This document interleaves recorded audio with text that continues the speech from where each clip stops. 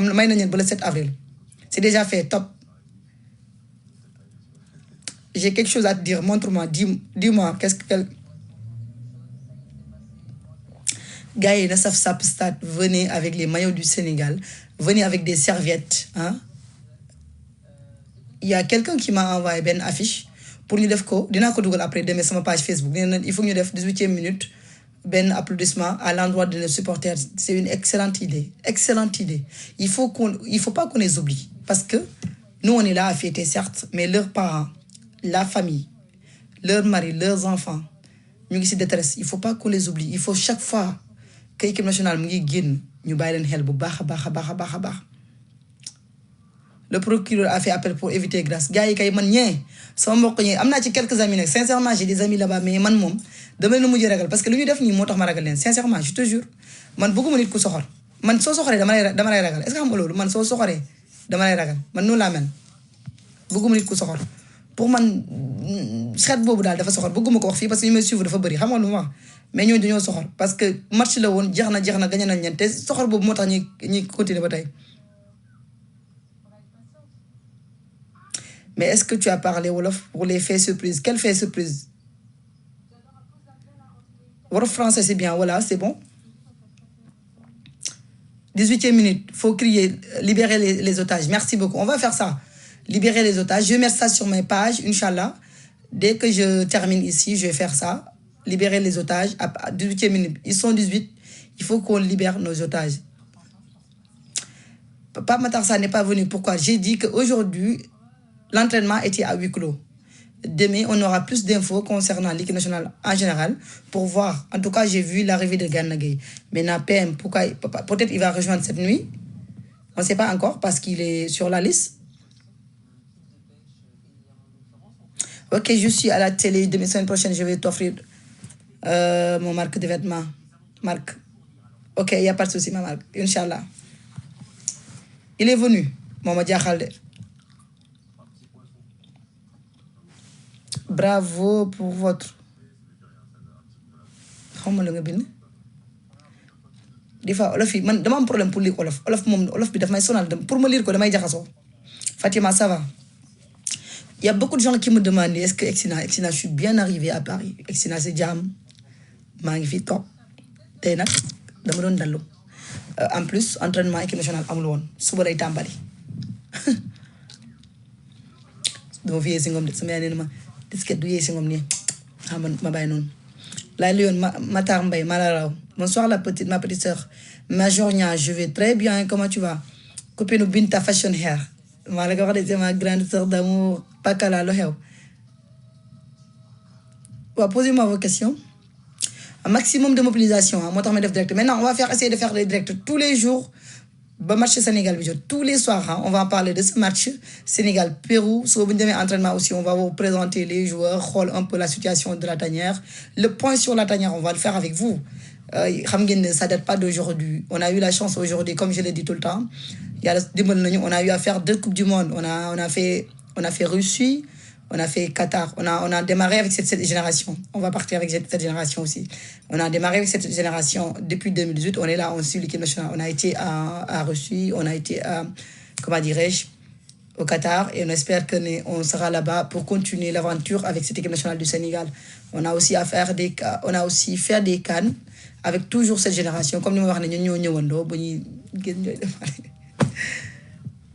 je les ai vus venir comme nous me disais si nous l'avons comprendre l'expérience que j'ai eue c'est nous l'avons partagé tout ça les joueurs là. Vous avez posé la question à Savard Mbaye Diagne. J'ai dit moi je suis pas coach, c'est le meilleur buteur actuellement, mais moi je suis pas Pape Thiaw. Pape Thiaw moi xol comment sélectionner quoi.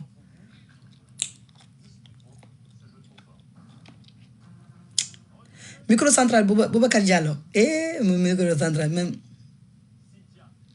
Hommage à la supportrice décédée. Ah oui, tu as raison. Aïda Sam, tu as parfaitement raison. On va pas l'oublier aussi. Il faut qu'on rende hommage. Demain, en tout cas, je vais rappeler aux dirigeants. Je vais rappeler aux dirigeants de ne pas oublier les 18 supporters qu'on prépare quelque chose pour nous. Aïda Sam aussi. Il faut qu'on rappelle. Nous avons aussi cette jeune étudiante décédée durant la CAN. à la fleur de l'âge vraiment décès bu tragique bu metti suite à un accident mu doonoon lu metti loo xamante ne famille am dund nañ ko. On t'oublie pas aussi dans nos prières quand on fête ces genres de trophées. Il faut pas qu'on oublie des gens yoo xam ne ni ils ont été là, ils ont perdu la vie xam ne ni en voulant supporter l'équipe nationale du Sénégal. Nee naa la l'équipe nationale en fait les sportifs c'est comme des soldats. Je me rappelle un jour mon père me disait ça mu ne ma bi may compétir quoi di nekk équipe nationale di compétir karaté il me disait que ni équipe nationale la ngay gis hymne national di ñu koy tëggal hymne national quoi comme aujourd'hui les soldats. C'est pareil aujourd'hui avec l'équipe nationale mu ne sportif fu mu dem gagné dañ koy da ngay gis hymne national jóg kon dañ leen war a respecter moo tax je les appelle les soldats. Maintenant la diaspora aussi wax naa ko mérité na bu baax ñu féetee fii. Merci, je suis oncle Aïda Sam. Merci beaucoup frère. C'est notre sœur aussi, c'est notre sœur parce que tu n'es que mënoon nga fa nekk mënoon nga nekk place boobu yàlla na ko yàlla suuf sedd su kaam on va pas l'oublier inchallah. Moi je vais rappeler aux dirigeants, je vais rappeler aux gens qui sont là. C'est sûr que ne fàttewuñu ko ça parce que ils sont en train de préparer cette fête cette fête aussi pour la diaspora avant de venir au Sénégal pour fêter. Le peuple sénégalais nee naa la tout Sénégalais mérite aujourd'hui ce trophée. On est double champion d'Afrique. Mérite na trophée bi lu tax ma koy wax parce que compétition bi yombul woon du début à la fin. Merci à toi Ndiaga Seck. Digo Adamo mu ngi ma rek nee na Fatima Adamo bàyyi ma directement zowuma directement man bàyyi ma wax football rek dama la wuyu Maam Jaara yaa ngi teenee football di raté live bi Adamo dama wuyu Maam Jaara directement live wu ma jeu ma bàyyi ma ci sport bi bàyyi ma wax sport rek sama paree tëdd man naa wax sama information rek sama paree tëdd te na nga ñëw match ba supporter ji na nga ñëw à la Lyon Boubacar Sylla na nga ñëw match bi supporter si équipe nationale du Sénégal naa la xaar na nga ñëw supporter si. Merci beaucoup Fatima Zahra. Man j'avais dit que aujourd'hui on espère le 30 c'est leur moom lañu joxe seen verdict appel bi mooy procès bi s'ils sont libérés le lendemain même ils doivent suivre le match ñu defal leen standing ovation fi nga xam ne mooy stade Abdoulaye Wade. Man je suis toujours confiante que ni nañ leen libérer pour ñu ñëw sax au moins assister match Gambie Sénégal. Je suis vraiment man pour man sama mind daal loolu la jàpp man pour man benn yoon aujourd'hui du ñu fa téye quoi man loolu laa jàpp pour man après match bi xanaa dinañ leen bàyyi billaay nañ leen bàyyi quoi. FIFA CAF Maroc ramasseur supporter je dirais pas non de. Soyons optimistes, prions ensemble qu'on les oublie pas ñu jàpp ne au moins kii bi nu mu tudd match bii di ñëw match bi ni ñu ko fekkee bu ñu ñëwee nag def nañ ko. Sénégal Gambie demande générale ça va être une fête aussi. Sénégal Gambie ça va être une fête parce que c'est un pays frère un pays voisin mais nag ñoom seen pour tout la ñuy jouer. Sénégal la Gambie rêve de battre le Sénégal je te le dis parce que dama am ay supporters ay amis gambiens j'ai des parents gambiens Gambie Sénégal ay doomu ndey lañu. bu may def live yi da ngay gis ñu may seetaan sama pare dañu ma koy wax Fatima doon naa la suivre sa live pour wax leen ne Gambie day ñëw pour doo Sénégal loolu la bëgg ma leen Sénégal bi ngeen di wax. Merci beaucoup Souleymane Diouf tu es Gambien. Disons la vérité fédération nañu sacrifié loolu de mënuma ko wax peut-être am nga ci loo xam ne ma xamoo ko. Gambien yëpp la Gambie lu ñu mën a jouer yëpp la ñuy jouer lépp la ñuy jouer si ñun daal Sénégal lañ bëgg a dóor coach Choulaye le tacticien comment tu vas Léopold nag en tout cas tous au stade aujourd'hui pour aujourd'hui qu'on n'oublie pas dañ ko def fii nga xam ne mooy France fii nii xam ne ñu nekk nañu 18e minute tàccu à l'endroit de nos supporters Aïda Samb aussi décédé ñu rendre ko hommage parce que cette CAN vraiment c'était pas une CAN facile. Il y a eu beaucoup de choses il faut le vivre il faut être sur le terrain. Man j'ai fait 1 mois 10 jours au Maroc et vraiment moi perso pour être très sincère moi j'ai pas eu de problème j'ai pas eu de soucis durant tout le tournoi j'ai pas été inquiété pour être très sincère man ba ni may ñibbisee j'ai fait 1 mois 10 jours au Maroc loolu tamit mën naa ko wax. Mais nag xam naa ne moom am na ñoo xam ne fu ñu xëcc nañ leen voilà loolu tamit foog mu wax ko.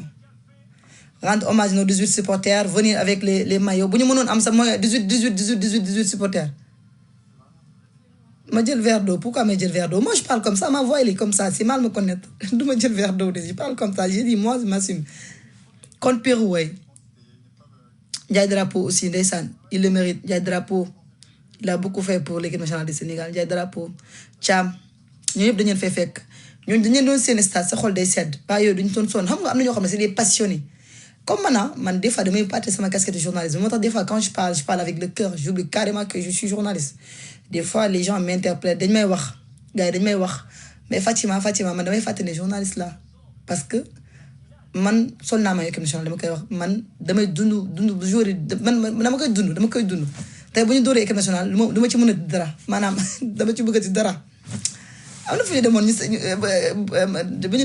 bu ñu dóor finale bi 2019 c'était ma première expérience Coupe d'Afrique du ma ko fàtte mu bu ñuy dóor Coupe d'Afrique finale du ma ko fàtte mu man daal boobu xam nga bii matinal la ñu dugaloon très tôt la ñu dugal bi man daal damaa wàcc de tour ndox ñëw yéeg j'étais assise à côté de Adama Kandé man daal maa yéeg wàcc ma ñëw rek gis kii Fatima Thomas kër yi xamee naa ko comment tu vas ma chérie ma grande sœur d'amour mu ñëw mu ne ma on a marqué ma ne ko marqué depuis quand qui a marqué kat moo dugal mu ne ma ne Algérie yi marqué nañu mais boobu damay interviewé di jooy affaire bi def ma métti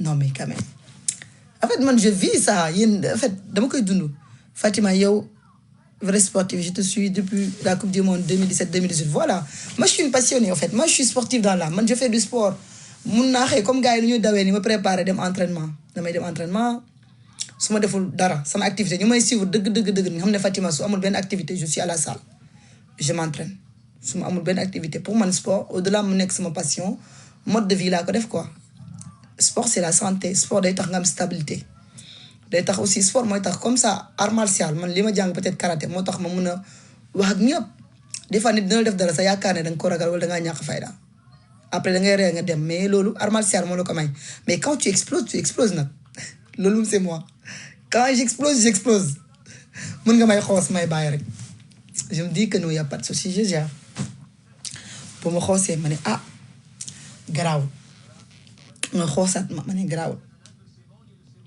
mais nag boo yeeyee gaynde bu nelaw ci man am nga problème loolu moom yàlla def na ko mais mun naa je peux encaisser loolu moom yàlla bindal na ma ko parce que loolu moom dama ci remercier ki ma jàngal karaté muy Pape Mat Diop depuis Thiadiaye xam ne moom ma jox loolu après avant may dem ba nekk ceinture noire karaté bi loolu la moom jàngal encaisser j'encaisse mais quand j'explose carrément j'explose. Je vais répondre aux questions. Tim Fatima, c'est là. Merci beaucoup. Fan, merci.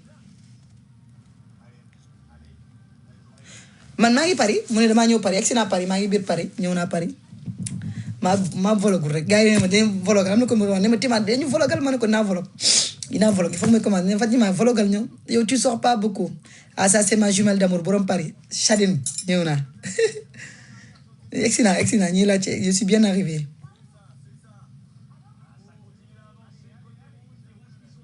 Inch'Allah je suis là je suis bien arrivé excellent maa dugalu mu mais ñëw naa si jàmm excellent si jàmm Barham War ça c'est mon petit frère Chadine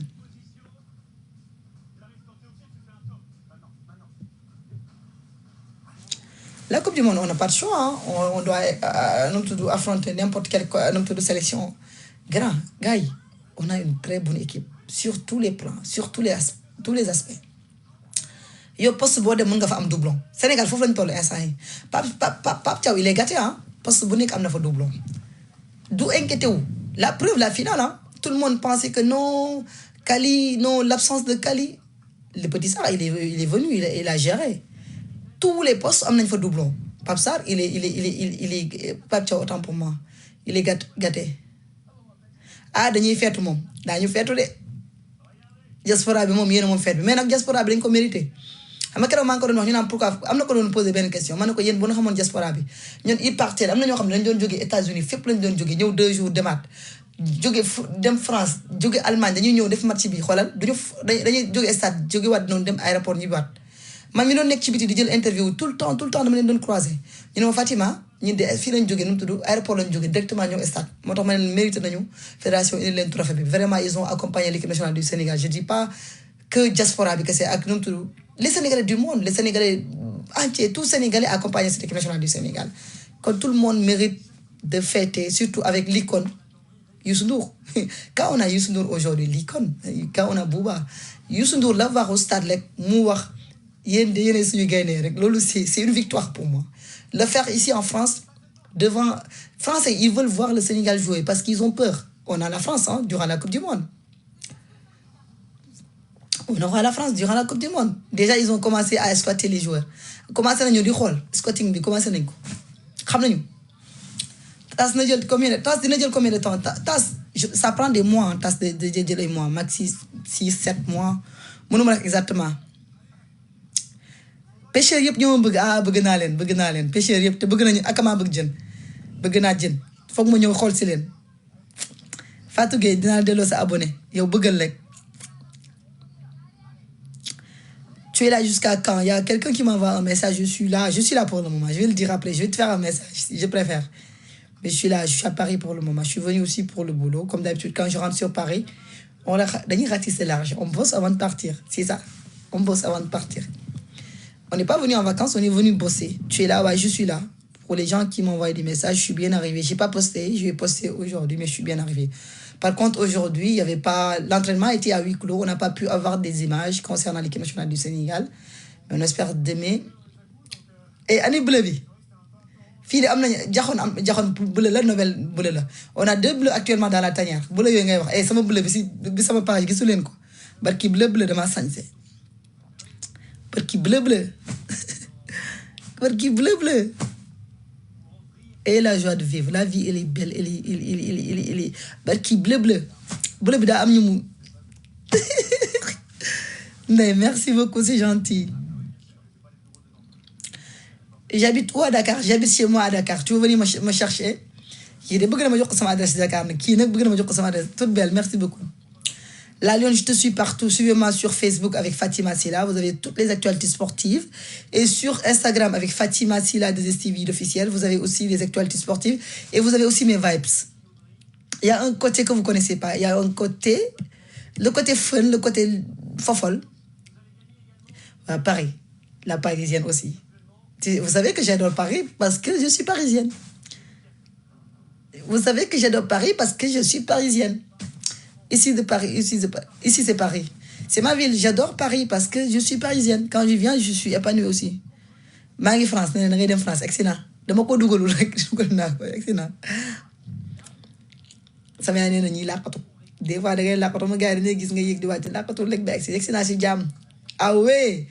Chadine, toi-même tu sais. Chadine. Demain je te cherche même.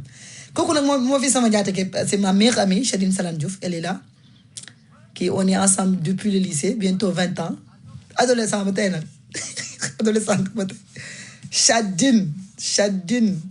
su may direct bu duggee xam nga benn copine boo xam ne bu nekkee sa wax si côté buy wax sax nga téye ko nii il faut présenter leen ko. Adamo waa gis naa ko nee na ma Fatima kaay wax ma ne ko maa bañ Adamo bokkuñu waxtaan demal si Mame Bousso ngeen waxtaan man joué wu ma man sport laay wax man posé leen ma sport ma wax lu tax ma dugg direct parce que semaine bi dañuy xel di def direct tout le temps pour vous rappeler que le Sénégal va jouer contre le Pérou. C'est un match de gala, c'est un match fête, pas gala parce que il faut que nous gagnions Pérou. Il faut que la première sortie des champions d'Afrique, nous les champions sont là, les champions d'Afrique sont là. On va les taper même. Faut m'en aller Paris. Ça m'a hôtel. T'es ma baye manek sama rukku rek. Sama rukku la nek. Nous sommes toujours champions d'Afrique. On est champions. Mettez-moi sur les commentaires, dans les commentaires, le trophée du Sénégal avec les drapeaux. Comment vous voyez la liste? C'est une très bonne liste, hein? C'est les hommes du moment, hein? C'est les hommes du moment. Très bonne liste, les hommes du moment. C'est les champions d'Afrique qui sont là. Ane wa Thiadiaye ñu nga fa man kan laa jóge Thiadiaye barki dem laa jóge Thiadiaye dem ma ñëw Thiadiaye laa korité maa ngi woon Thiadiaye korité xam nga man guddi ma dem Thia guddi ma dem seeti si la guddi ma dem seeti sama yaay loolu kay mënoo fexe ba du am les 2 étoiles, mettez-moi les 2 étoiles guddi caa guddi ma dem lekki soos caajaay sonal sama grande sœur bi Oumy Sylla ak sama belle sœur